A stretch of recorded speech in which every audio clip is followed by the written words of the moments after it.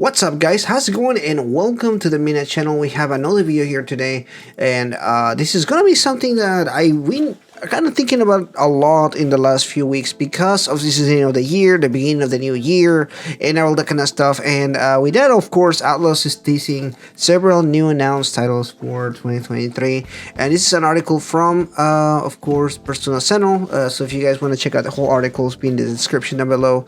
And well, a lot of things going on here. Famitsu does typically this publishing these greeting cards from different video companies, and the companies typically will talk a lot about, you know, the goals for the next year, what is financially speaking, or what are just things that they're trying to do and all that kind of stuff. And they talk a lot about different stuff, but some of the interesting highlights is, of course, the fact that they did a lot of ports last year. You guys, I don't know if you know, but they did 13 Sentinels for Switch. They did Persona 5 Royal, of course.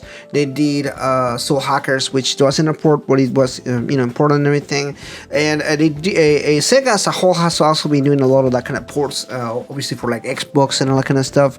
So there's a lot of port going on, a lot of different versions for different things for Switch or PlayStation, Xbox, that kind of stuff. So there's a lot of that going on. And of course, they talked about Persona 3 Portable and Persona 4 Golden coming out very soon. But at the same time, they also talk a lot about announcements for different stuff and everything. For one of the major things is they definitely talked about Persona. Persona in general is their cash cow, is one of the biggest ones.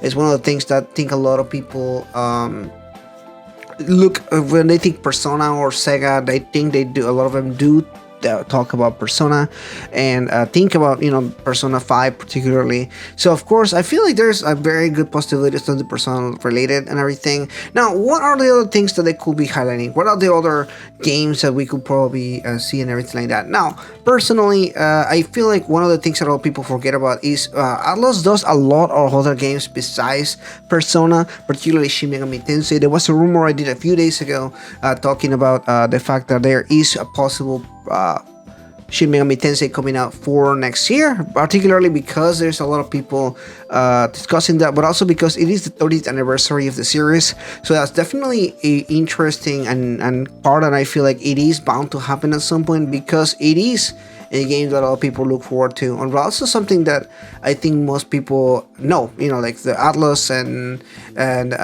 they do celebration and everything. So I think that is definitely something. But what about other things? For example, I've been talking a lot on this channel about Project Ray Fantasy. As little summary as possible is gonna be, this is a new game created by Kazuya Ashino, who worked on Persona 3, 4, and 5, and now he's working on a new game. In 2021, Hashino spoke that the game was almost close to climax of development. So a lot of us are keeping our eyes peeled, kind of waiting on this game. This is a game that a lot of us are interested on.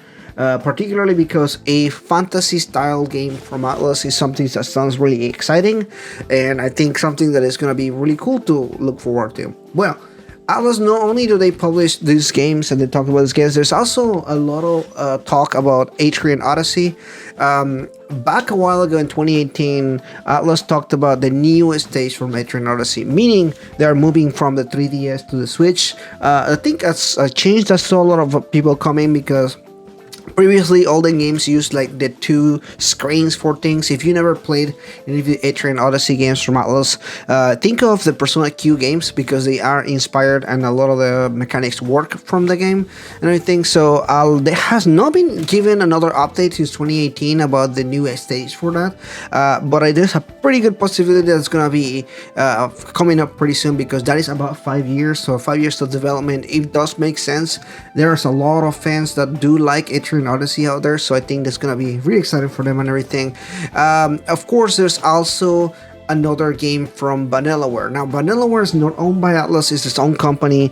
But typically, these games are published by Atlus, notably 13 Sentinels, which a lot of people have been buying and talking about. It's a great game, and there's a lot of other games like Dragon's Crown out there that you can definitely check. Particularly, they did say that they are working on another Vanilla Project game.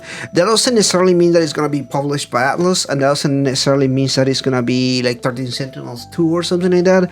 They definitely don't do a lot of re-releases for games. Particularly, there's a lot of people that have been looking for a lot of the older titles, like remasters, that kind of stuff. But I will say it's just another game that is nothing like the other games. They do have a lot of different games, and none of them like really connect to each other in a level of any kind. They do like from sci-fi to fantasy to RPG. There's a lot of different genres and stuff that they mix with different stuff, and they do a really good job. Really, every game that they do is very different from each other and everything. But there's a lot of this.